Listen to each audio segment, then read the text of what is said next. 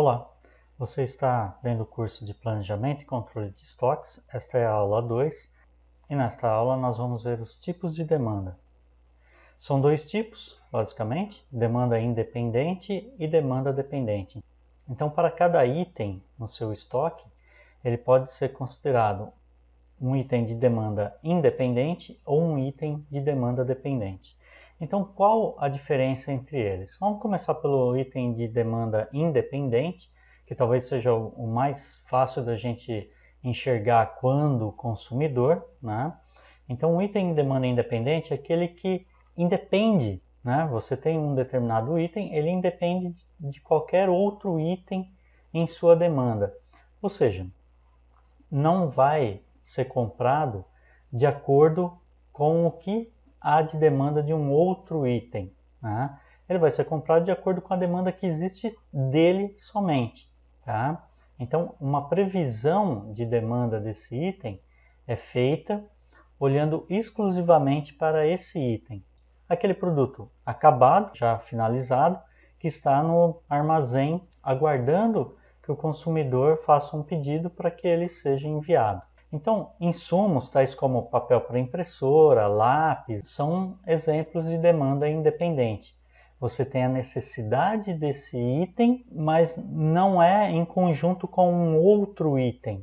Matérias-primas, como por exemplo no caso da construção civil, né? Existem a pedra, a areia, o cimento e vários outros itens, como ferro também, né? Mas enfim, esses itens são considerados matérias-primas de demanda independente. Eu vou ter em estoque na empresa, independente da demanda de um outro item, como a gente viu na aula anterior, laje alveolar, os tacas. A gente sabe que todos esses itens demandam pedra, areia, cimento, ferro, mas o estoque da empresa não é montado a partir de um item, mas sim todos os itens que vão ser produzidos. Então há uma certa previsão do que vai ser demandado de cada um desses itens, da pedra, da areia, do cimento, do ferro, mas de uma maneira geral dentro da empresa, para todos os tipos de itens que são produzidos. Bom, então talvez seja mais simples, na verdade, a gente discutir o que é a demanda dependente. Demanda dependente são aqueles itens cuja sua demanda depende de um outro item. A dependência é em relação a um item de demanda independente, normalmente. Então, todos os planos de compra ou de produção desses itens são baseadas na demanda do produto final daquela empresa, tá? Aquele produto que vai para o consumidor. Então, quando a gente fala de uma indústria automotiva, uma montadora de automóveis, por exemplo, ela faz a previsão de demanda de um determinado modelo de um veículo, a demanda de subitens daquele veículo, né, ou dos itens daquele veículo, são então calculadas a partir da demanda daquele modelo de veículo. Então, a empresa está produzindo um determinado modelo de veículo e tem uma demanda de, sei lá, 100 unidades, quantos pneus então a empresa precisará produzir ou precisará comprar, né, adquirir, para equipar esses 100 veículos?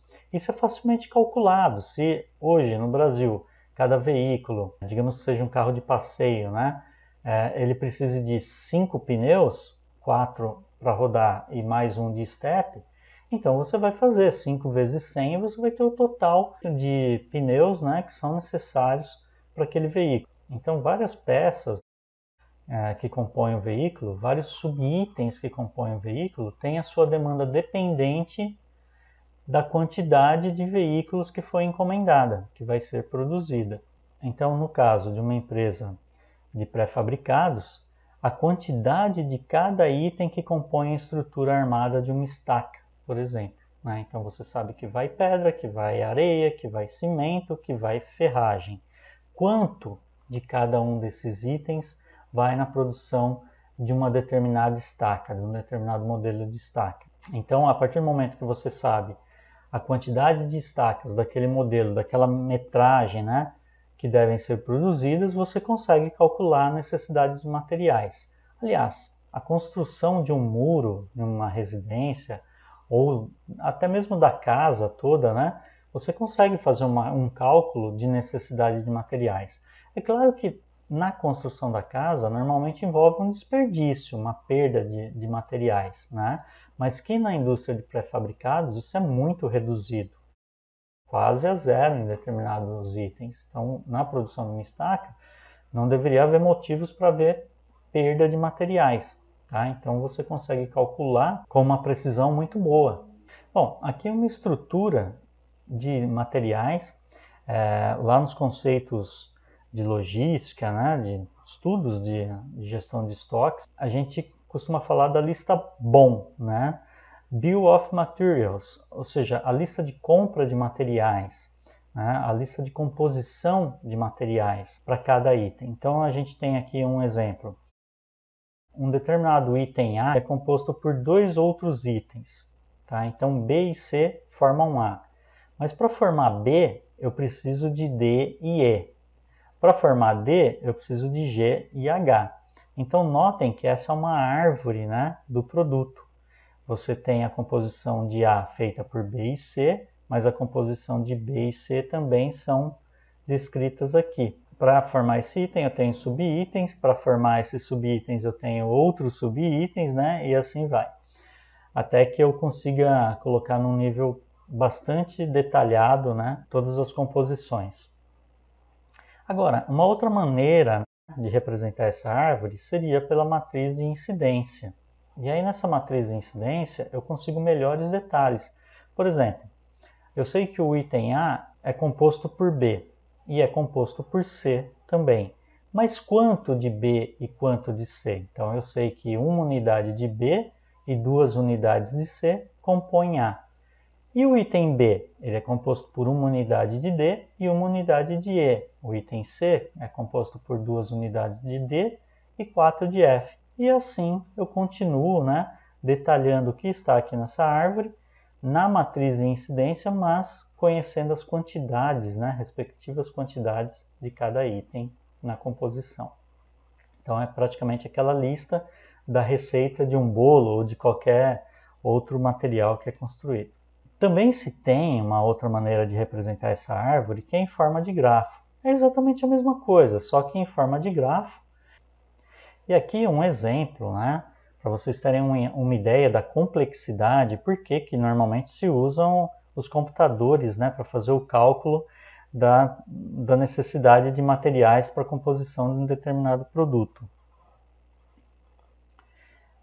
Aqui a gente vê, então, a estrutura de um carro, né? A quantidade de itens que existem num carro, e basicamente o que a gente está vendo é aquele primeiro nível, ou segundo nível, né, da árvore. Ou seja, a gente tem o item A lá como carro, e já no nível de baixo, a gente tem uma quantidade muito grande de outros itens, né? Você coloca aí o volante, a barra de direção, você tem os bancos, né? Pneus, rodas, faróis. E cada um desses itens, por exemplo, quando você fala da caixa de filtro, você sabe que na caixa de filtro tem o filtro propriamente dito, né? Que no caso de um conjunto de suspensão, você tem vários itens nesse conjunto de suspensão, tá? E motor, enfim. Então, se você for detalhar todos os itens que compõem esse veículo para formar um preço do veículo, por exemplo, e fazer a encomenda, né, desses itens para que eles sejam montados, se torna um tanto complexo para alguém fazer esse cálculo. Então, por isso que normalmente são cadastrados todos esses itens, a formação do produto é a lista de materiais desse produto, e a partir dessa lista de materiais o computador rapidamente faz o cálculo, né, das necessidades ou do custo desse produto. Então, por exemplo, na construção civil, quando há licitação, né, para construção ou reforma de determinados prédios, principalmente em instituições públicas, é comum que lá tenha que ser orçado todos os itens, todos os serviços que vão ser feitos, né, detalhadamente. Então é como se fosse uma lista de materiais, né, e serviços para a realização de um determinado serviço em uma instituição pública, por exemplo. Também é importante a gente verificar, então, como são as demandas, né? Como é o comportamento da demanda ao longo do tempo para itens de demanda independente e para itens de demanda dependente. É claro que vai haver uma diferença, porque itens de demanda independente, você olha para o mercado e é como, por exemplo, um smartphone. Um smartphone ele vai tendo sua demanda oscilando ao longo do tempo. É comum que em determinados dias do mês você tenha um consumo maior de smartphones, né? Um número maior de compras de smartphones a partir de determinada data, que poderia ser considerada até mesmo a data de vencimento do cartão, né? Fechou o mês, então está abrindo um novo mês, boa parte das pessoas talvez façam esse fechamento do mês por volta do dia 10, então a partir do dia 11 as pessoas já começam a comprar. Isso se estende naquela semana principalmente. Agora, a demanda dependente ela é mais concentrada, porque como ela depende do item, então eu preciso da demanda do smartphone para então calcular a demanda dos itens dependentes, os itens que compõem esse smartphone. Eu preciso da demanda do veículo, da demanda de qualquer outro produto, né, que o consumidor está comprando, para que eu calcule a demanda dependente. É muito comum em algumas indústrias que o pedido seja feito para que o item seja produzido pela empresa. Então, primeiro é feito o pedido, como uma demanda independente, pedida do produto final, né? Esse item de demanda independente. E aí, lá na empresa, a partir do recebimento do pedido, é que vai ser feito o cálculo dessa demanda dependente. Dependendo do item, a empresa vai aguardar acumular algumas quantidades para que aí ela dispare esse pedido, ou faça o cálculo, né, do pedido dos itens de demanda dependente. Mas o que acontece, né, em muitas empresas é que é feita a previsão de demanda. Então você já conhece um comportamento, né, de compras daquele seu item independente e você consegue fazer uma previsão, né, baseada em série histórica, né, e acontecimentos futuros prováveis, e aí consegue ter uma ideia do quanto vai ser consumido, do quanto você tem que produzir para entregar, né, ou deixar disponível para o cliente em determinadas datas. Então, com essa previsão da demanda, você faz o cálculo da demanda dependente. Mas aí, por uma série de razões que a gente vai ver nas próximas aulas, essa demanda dependente, ela não é colocada da mesma forma que o produto é consumido, tá? Ela vai ser mais espaçada. E isso ocorre principalmente por interesses em diminuir o custo de aquisição desses itens, né, que vão compor o produto final. Então, você não fica, por exemplo, nós costumamos ir, ou algumas pessoas costumam ir, né, à padaria todos os dias, porque ela vai, compra um pão fresco e leva para casa, consome e pronto. Então, o consumo daquele dia. Então, é uma demanda diária. Diariamente, o sujeito vai até a padaria e compra aquele pão fresco. Ok, mas e se eu não tenho esse tempo para ir na padaria diariamente? O que eu faço? Eu vou substituir o pão francês provavelmente por um pão de forma, ou algum outro tipo, né, bolachas, etc. e tal, e começo a ter um espaçamento maior do tempo que eu vou até a padaria ou ao supermercado. Né? Então eu consigo espaçar isso daí a cada 3 dias ou a cada semana, por exemplo. Né? Então o que a indústria faz é tentar diminuir os custos. Notem que se eu vou ao mercado apenas uma vez na semana, ao invés de ir a cada dia, eu posso estar diminuindo o meu custo com combustível. Eu posso estar diminuindo o meu custo com o tempo. Né? O meu tempo também tem um custo. E nessa figura a gente pode ver o seguinte, num sistema para planejamento da produção e dos estoques, você pode ter então os itens com demanda independente e os itens com demanda dependente. Esses itens com demanda dependente, eles podem ser calculados a partir de um MRP, Materials Requirement Planning, né? Ou seja, plano de requisição de materiais, onde vai levar em conta aquela lista de materiais para cada item independente com demanda, né? E fazer o cálculo por sua respectiva demanda, ou seja, multiplicar aquela lista pela quantidade demandada do item. Então, um exercício aí para a gente fazer. Dada a árvore de estrutura do produto P, determinar quantas unidades de cada subconjunto e de cada item são necessárias para atender a demanda de 600 unidades para o produto P. Então temos lá na árvore, né? Aqui é uma árvore já de certa forma com a descrição da matriz de incidência, né? Então temos o produto P, ele é composto por A, por B e por X, são 2 unidades do produto A, ou do item A, né? São 3 unidades do item B e 2 unidades do item X. O item A é composto por C e D, o item B é por F e D, e aí notem que D está na composição tanto de A como na composição de B. Então, quantas unidades de D eu estou utilizando para compor esse produto P? 2 unidades no momento que eu estou compondo A e mais 2 unidades no momento que eu estou compondo B. Então, são 4 unidades de D na composição de P, ok? E eu vou identificar se algum outro item também, né, acontece a mesma coisa que D, ou seja, na composição de mais de um subitem aqui. É o caso de C, por exemplo. Então, no caso de X, ele é composto por 2 unidades de C e 4 unidades de G, e G é composto por 2 unidades de H e 3 unidades de I. Então, aí temos como resultado, né, após se saber que a demanda de P é 600, então qual a demanda de A para se conseguir produzir as 600 unidades de P? 600 vezes 2, né? Vão 2 unidades de A em P, então 1.200. De B, 1.800 e de X também 1.200, assim como A. Agora, vamos calcular o caso de C. C tem 3 unidades em A, né? E 2 unidades em X. O que eu preciso fazer aqui na estrutura? 3 vezes 2 vezes 600, tá?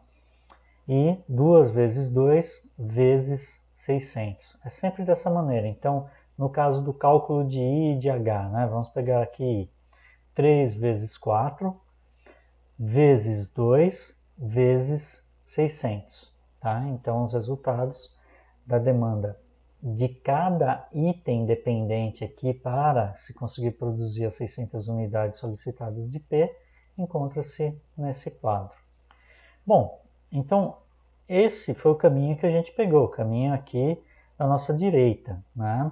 Agora, se eu vou trabalhar com demanda dependente, então fez todo sentido, eu utilizei o cálculo baseado na lista de materiais. Né? Não é exatamente um MRP ainda, tem mais conceito envolvido no MRP, mas enfim, um MRP baseado na lista de materiais é capaz de fazer o cálculo de necessidade de cada um dos itens dependentes.